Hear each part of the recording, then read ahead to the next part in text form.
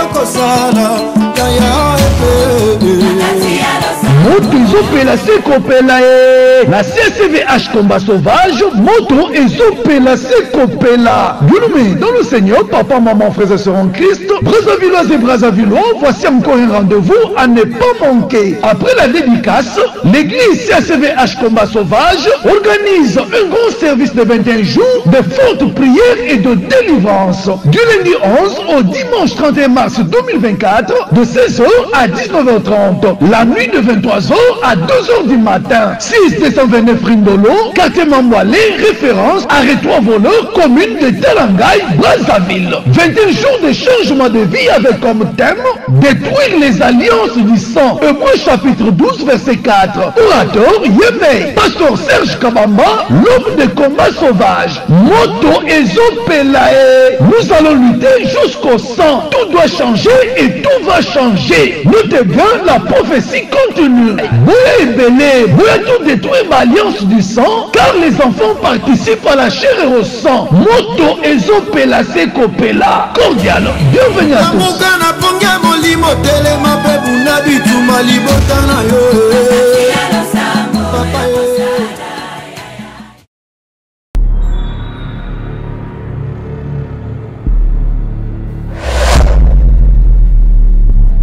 Shalom, bien-aimés dans le Seigneur, que Dieu vous bénisse de partout où vous nous captez et vous nous suivez.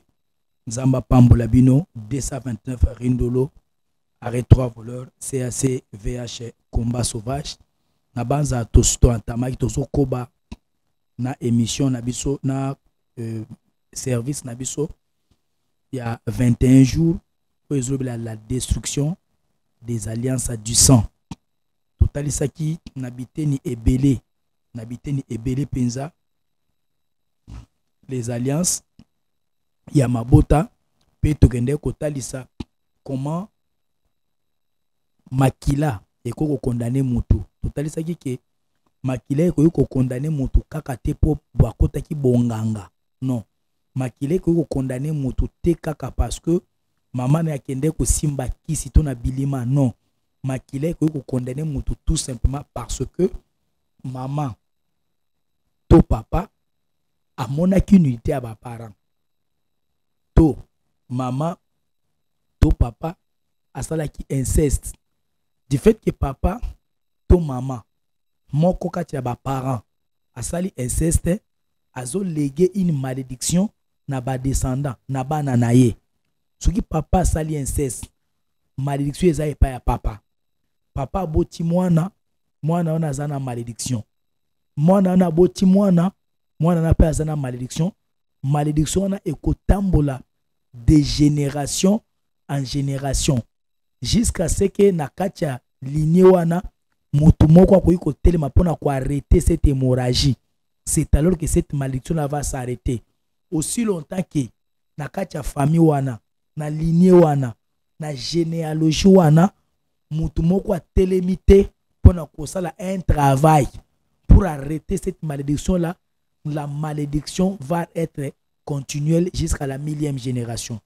Tukende ko simba mukanda na Genèse chapitre 9 verset 20, 21, 22, 23, 24 et 25. Batalisi biso comment Noé papa alangwa ki masanga, comment Noé kende kolala nu nanda kunaye, mwana na ye Cham son fils cadet ake komona nudité ya papa na ye Noé. Aye koyebisa ba grand frère na ye Sem na Jafet, nde Noé azola mukana kwiti na ye azoba ke maudit soit Canaan, qu'il soit l'esclave des esclaves de ses frères. Cette malédiction bazola la Canaan mabe et outi na papa na ye Cham. C'est le père qui a vu la nudité, la malédiction tombe sur son fils. Et malédiction o ekwe likolo ya mwana Kana et suki na Kana te. Malédiction na etamboli na kati ya makila ya Kana ti malédiction eye na bakananéen. To ekotalisa na mukanda na Ézéchiel chapitre 16 verset 1er kokita. Dans bas Ézéchiel qui parle à Jérusalem ses abominations. Depuis sa naissance, il est du pays de Canaan. Pays à Canaan est à cause de kozanga kobonga à Jérusalem. Donc on comprend que la malédiction qu'on avait maudit Canaan, Canaan Koufi, Tala Kolongwa, Genèse, Koyati na Ézéchiel, tout traverser plus de 2000 ans. Malédiction a ils ont subsisté. Et l'ungo na Ézéchiel, malédiction a écrit na Matthieu chapitre 15 verset 21. Femme cananéenne. Azaki pe sous malédiction. Donc on comprend que une malédiction, il y a papa et kolanda bana. Soit, ce que moi na sali inceste. Total ça qui na mukanda na Deutéronome chapitre 23 verset 2 kokita. Bible zobake, celui qui est issu d'une union illicite n'entrera point dans l'ensemble de l'Éternel. L'Ammonite et les Moabites. Qui a Moabite azanani? Ammonite azanani. Bazali bana oyo lota kushaka na bana na edo baza bana ya inceste. Bazobake bakokota dans l'ensemble de l'Éternel était jusqu'à la 10e génération à perpétuité. Donc, on comprend que du fait que moi na ya lot ya mwasi accouché na papa na ye lot batiki malédiction baboti mwana na lignée ya inceste mwana na boti mwana na boti azana malédiction ya inceste na makila na ye etamboli ti na mokanda na Ruth chapitre 1er Bible zoba que un homme de Bethléem de Judée comme on est Elimelech, celui de sa femme Naomi Maclon a kiljo bana na bango baki ko passer séjour na Moab. Les bazo koma na Moab azanan na mboka ya Moab, mboka ba Moabite. Moab o azali linia inceste. Banda wana bazana linia malédiction ti ba yeko ko Esther Rit la Moabite abimi na linia wana, abimi na linia malédiction et condamné à Bali. Rit a beti 10 ans de mariage. Mwana te Rit a koufeli mobali mabele ya Moab na origine ya Moabite. C'est-à-dire que Rit abala tenoko Rit la Moabite. C'est pour comment Rit wana akende ko s'attacher na Naomi na nzambe ya Naomi pour akende ko zwa libala ya mibale abala ki Boaz. Alors tozo ko bandeko na base il y a quelques questions que les gens ont posées pendant les enseignements. Nous allons répondre à certaines questions pendant qu'ils ont parmi biloko yo pozo kutana nango. Totalis na biteni mingi. Comment que ça la inceste, c'est une malédiction. Na bomwana obimana banoko na yo, na bomwana obimana ba nièce na yo, c'est une malédiction qui est dans ton sang. Oboti bana, yeba oboti bana sous une malédiction. Donc muto aza maudit. Soki aboti mwana na zobota na malédiction o azue pa ya papa na ye, to mama na ye. Mwana na pe soki aboti mwana ope baboti pa zana malédiction o ye pa azue na ba papa na ye. Et c'est de là que malédiction est développée, est de génération en génération. Total ici tout au long de l'enseignement na biso. Ce qui va l'accueillir mutumabe, mobali a qui a couché na mwasi a communiqué malédiction wana na vie à mwasi a couché na ye. Aussi on doit l'accueillir mobali mwasi mabe. Mwasi a qui a couché na mobali a transmettre malédiction n'est pas mobali abimi na ye. C'est comme ça que malédiction zolongwa d'une manière individuelle, malédiction comme familiale, malédiction comme il y a tribu à malédiction. 229 Rindolo, arrêt 3 voleurs, CACVH combat sauvage. C'est un travail que tu bandaki. To comme que nango vers la fin, ba programme comme ya makasi, ya kokila bilei, pe ko sambela, ba prezo banda de 10 heures. Mercredi, jeudi, vendredi de 10h à 20h, de 23h à 2h. Mercredi, jeudi, vendredi, de 10h à 20h, de 23h à 2h du matin. Prière non-stop, maombi ya moulaï siko, accompagné la prophétie. Tozo zoata et belé à kosambel. Telle la place ba difficulté à tozo outa. Telle la place ba sida, ba cancer, ba prostate, ba myome, ba hernie, ba cirrhose de foie, de la place ba complication, ba kyste, ta pas bazo ko na mimbongo eza dû na makila ya inceste eza bato azana makila ya inceste na kati na ye mutu musu ye moko nde asala inceste osako tambola na oncle na idea ke oncle alukelo musala bokoma kobima na oncle na yo mobali ya mama na bino akoma kobima na yo obima na mobali ya grande sœur mobali ya grande sœur na yo okoma ka kobima na ye oyoka ka soupçon ke grande sœur na zaka obima na West Afwana mais opo bimaka na ye oyoka ba rumeur que grande sœur na bimaka na jeune songolo mais après pour comment kobima na ye parce qu'il avait l'argent mais vous avez fait l'inceste moi si moko boko bimana basi ya famille boko bimana mobali moko te c'est une malédiction oyo sali wana na kacha makila na yo bana yo boti bazana kacha malédiction wana komona nilité ya ba parents totalisi parents za malade pour sokolete voir la nullité des parents ezali malédiction azala maladie azana kwiti azala kufi ezala par erreur tu ne peux pas voir la nullité de tes parents 229 farine de l'eau arrête 3 voleurs CACVH combat sauvage déjà du fait il y a Koloba surtout au long de notre enseignement quand quelqu'un est sous la malédiction même à ta beauté mais à coucher na mutu à transmettre mutu na malédiction quand quelqu'un est sous une malédiction et qu'il couche avec quelqu'un d'autre que ça soit femme ou homme il transmet cette malédiction là à la personne à qui il partage avec lui sexuellement ce qui peut na ko sangisa zoto na ba boti mwana zo bima nanzelani nanzela ya rapport sexuel malédiction au mwana wana azozwa ngwe pana et pas ya papa transmettre on a sexe et pas ya maman na ye donc ce qui ba boti mwana te malédiction les autres na mama mwana oya botam na liné ya inceste aza sous malédiction ce qui est pas ke kobota mwana oye pe aboti aza sous malédiction mwana oye pa bota ke kobota mwana na pas sous malédiction muto ya mona nilité ba parents na ye ndakisa mama papa azana mwasi na ndako bazo fanda bazo bota mwana bana mwasi na ye ake ko assister mama na ye malade l'air madame ake ko assister mama ne malade ake ko sukola mama l'air madame azoya na ndako no azoya na malédiction pa no papa ndenge madame azoya na malédiction auti ko sukola mama na ye malédiction na aussi longtemps yo pa mobali na ye okuche na ye na ndako libala oza sous malédiction ata obala ye na dot. D'ailleurs pour votre information que cette femme ou cet homme là mobali ataza pasteur ataza prophète ataza mutu na nzambe une fois maman pasteur ake kotala maman na ye asukoli maman na ye l'air maman pasteur azoya na ndako pasteur amemili pasteur malédiction l'air pasteur akosangisa nzoto na ye pasteur azui malédiction et détruit ministère homme politique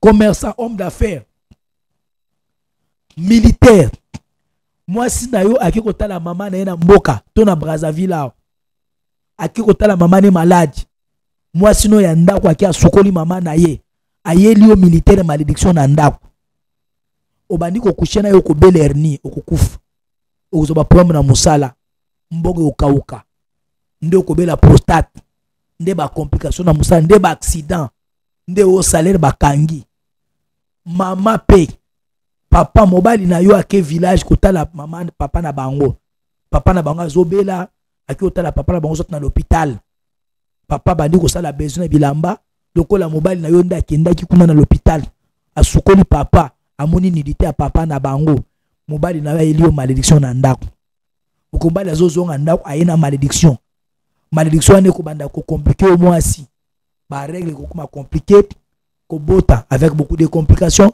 bana na ndako ba banda maladie parce que malédiction yé mimbongo bazali ko stre bande ko marcher et ko marcher les autres parce que malédiction yé ba l'école la bana ko bika ba complication parce que papa yena malédiction yena ona ndako au coucher na mwana asala inceste bana mibale ya mike na âge à 12 ans baza ba mwana ko mwana grand frère moko mwana petit frère basangisi nzoto na âge à 12 ans baza sous malédiction babandi kokola oya mwasi ake Dakar akena malédiction na Dakar mibali nyonso mwana wana mwasi bando bimaka na baona vie na ye aotikela bango ba malédiction oyo pe mobali basi nyonso bando bimaka na bango azotikela bango ba malédiction.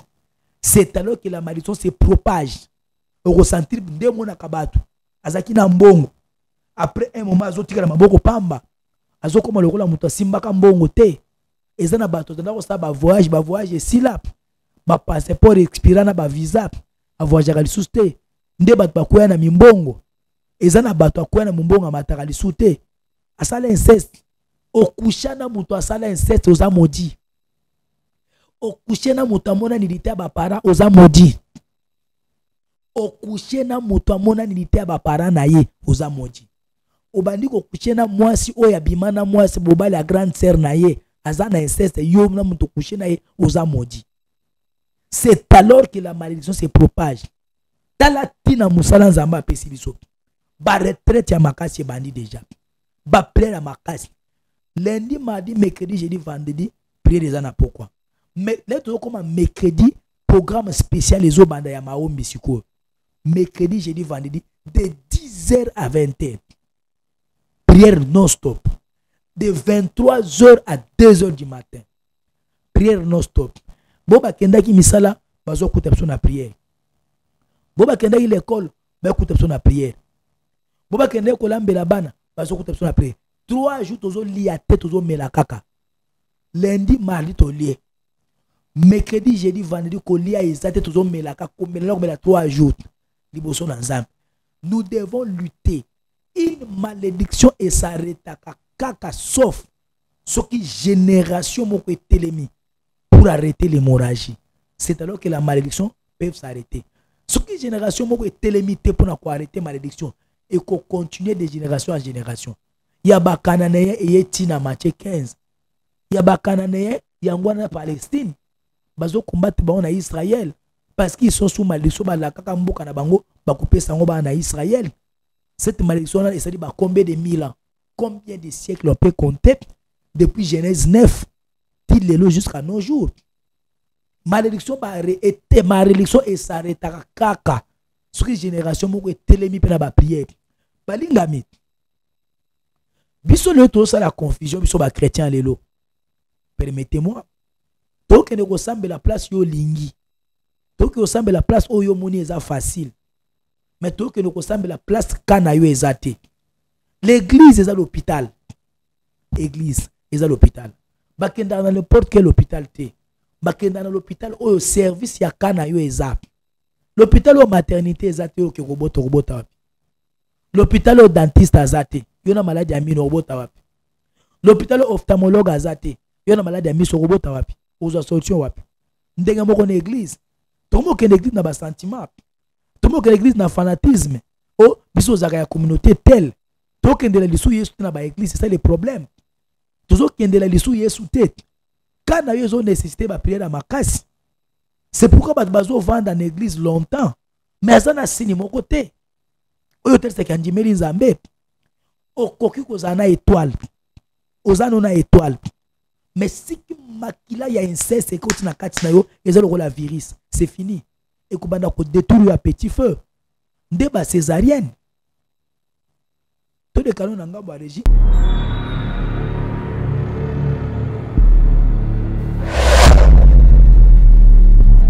Akati ya lo sambo yoko sala ya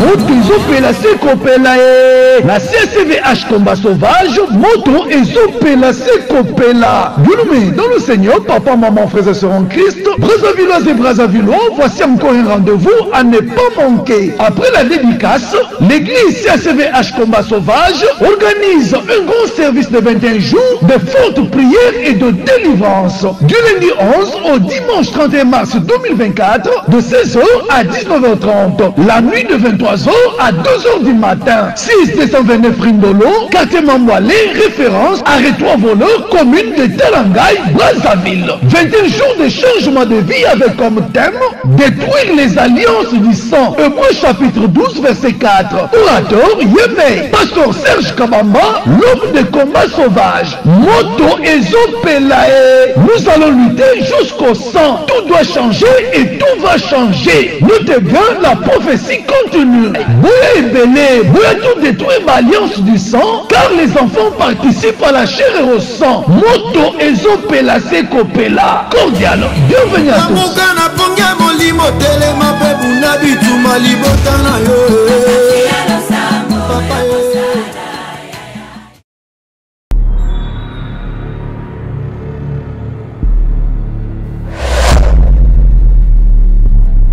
Donc, ce qu'il a comprendre bien, question est que moi, si on va droguer na frère nae, to va droguer na papa nae, to va droguer na mobile ya sœur nae, après accoucher na c'est à drogue. Mais ça sous malédiction.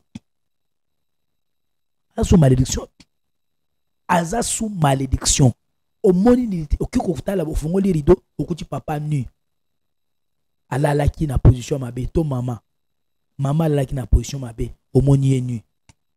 Ata oyebisi ete. Ata ya yebite. Ata moni ote. Ata oyebisi motute, tu as une malédiction. Cette malédiction de voir la nudité de ton père. Cette malédiction de l'inceste, c'est une malédiction qui vient de l'Éternel. Pas une malédiction qui vient des hommes. Tu ne découvriras pas la nudité de ton père. Tu ne découvriras pas la nudité de la sœur de ton frère. C'est Dieu. Si tu découvres la nudité de ton frère, de ta sœur, de ta mère, c'est Dieu qui te maudit, pas ton père et ta mère. Que les gens ne confondent pas. Moi, na comme na nudité na yoko bolo, na limbishi yo kaka po ezaki erreur na ngai. Oui, mais malédiction eza ya yote. Zambe muta maudit. Tu pardonnes ton fils, amène ton enfant à l'église. Batu na zaiba etiba la malédiction. Au moins na nga na limbishi yo kaka, au moins kinga ibolumbu parce que nga mo na tri porte pour les affaires na ngai. D'accord, mais malédiction yo muto maudire te. Comment on a des maudits?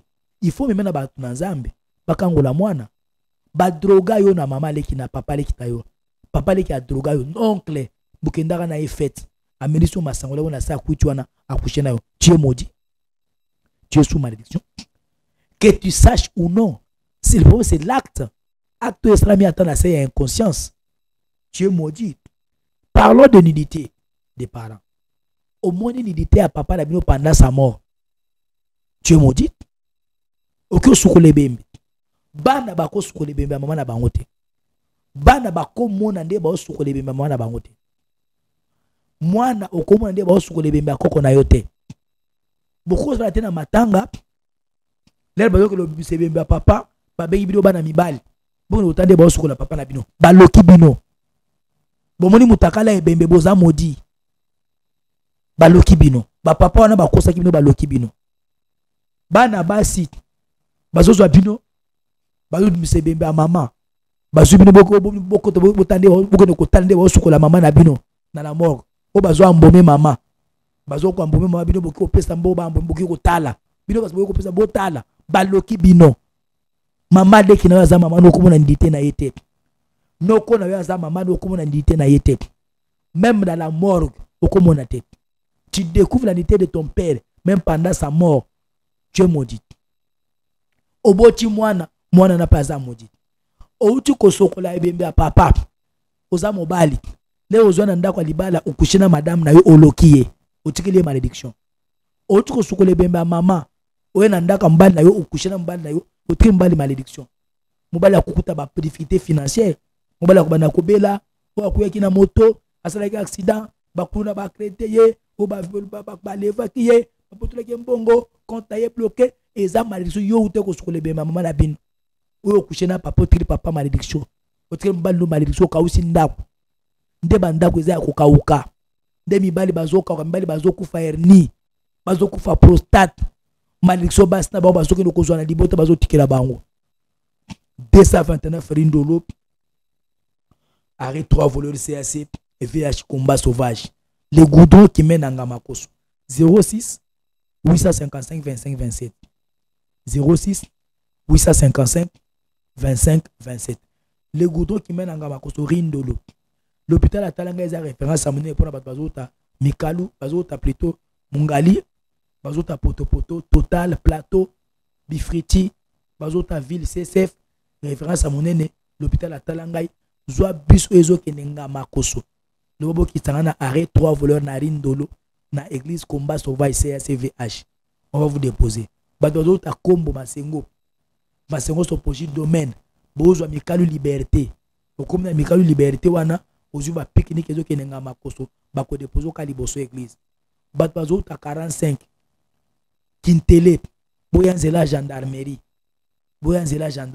koyanzela ya yanzela stade zela gendarmerie ba kitoka ka liboso église 06 855 25 27. Dimanche on a deux cultes na tongo ezo banda de 7h et aussi la 12h na poko ya dimanche prière à combat ezali de 16h à 19h. Du lundi au vendredi, prière d'Ali. Lundi, na mardi, prière de 16h à 19h. Là, comme mercredi, programme spécial à Mahombi Bandit.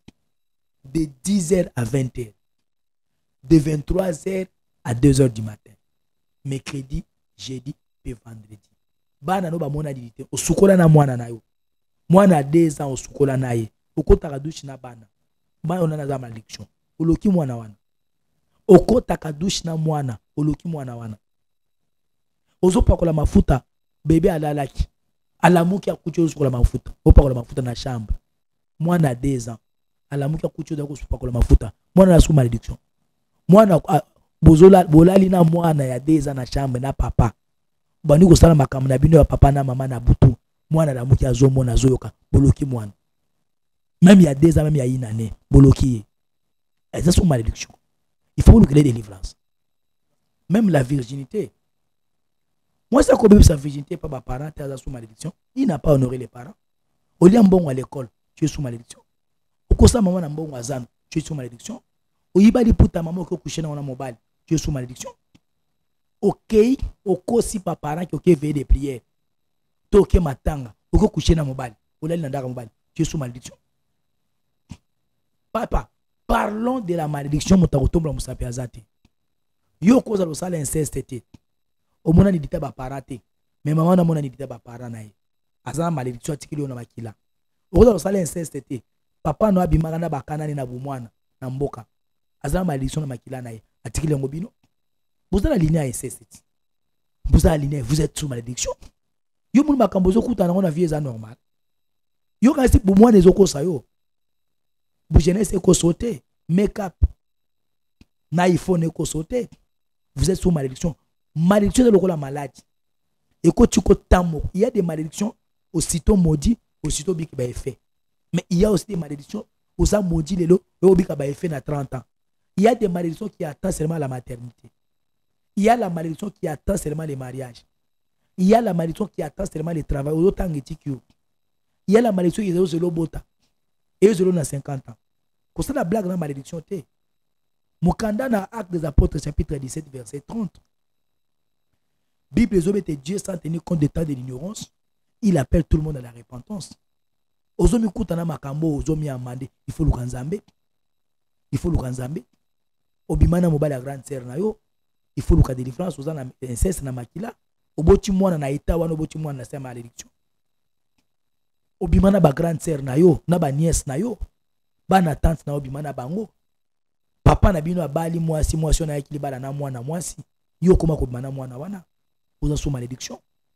Vous êtes maudit. Ba na tante na yo abali so koma ko coucher na bango. Vous êtes sous malédiction. Vous okose ko pese musala. Ba prometa ka musala obimana oncle na yo. Vous êtes sous malédiction. Oboti mwana na sa malédiction. 229 Rindolo. Arrêt 3 voleurs, CACVH, combat sauvage. Bandeko, vraiment l'État nous fait défaut. Nous vous invitons de partout. Sur Internet, combat sauvage Brazzaville. Brazzaville, on a abréviation. Combat sauvage Brazzaville, BZV. Combat sauvage Brazzaville. Na Facebook, na YouTube. Combat Sauvage aussi Brazzaville. Brazzaville, nous retenons une abréviation. Combat Sauvage Mobimba. Brazzaville, une abréviation. On a Internet, là, on occupe nos programmes. Vous êtes au Congo Brazzaville. Veuillez nous suivre. Il y a ensemble, ensemble. Plateau ensemble, c'est 229 Farine de l'eau. Arrêt 3 voleurs, CACVH Combat Sauvage. Le pasteur reçoit tous les jours. La prophétie, c'est tous les jours. Nous avons nos programmes de veille. Nous avons un programme spécial. Mercredi, jeudi, vendredi, de 10h à 20h. Les prières non-stop. Prenez vraiment le temps de chercher Dieu. Au préparer à venir. Que Dieu vous bénisse.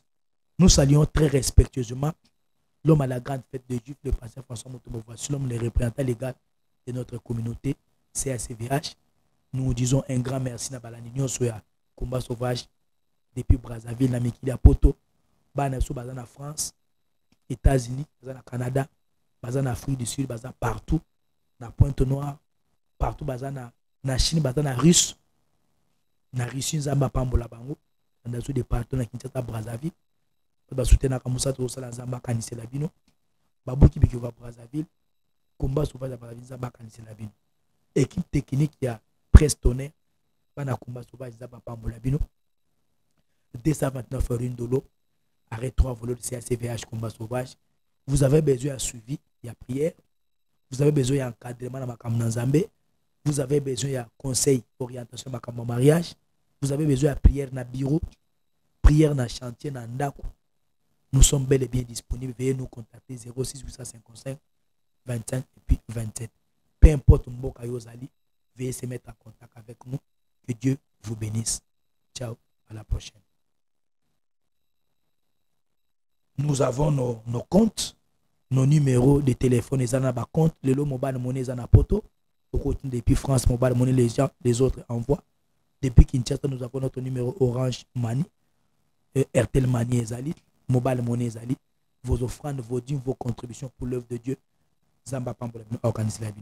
Que Dieu vous bénisse. Ciao, à la prochaine.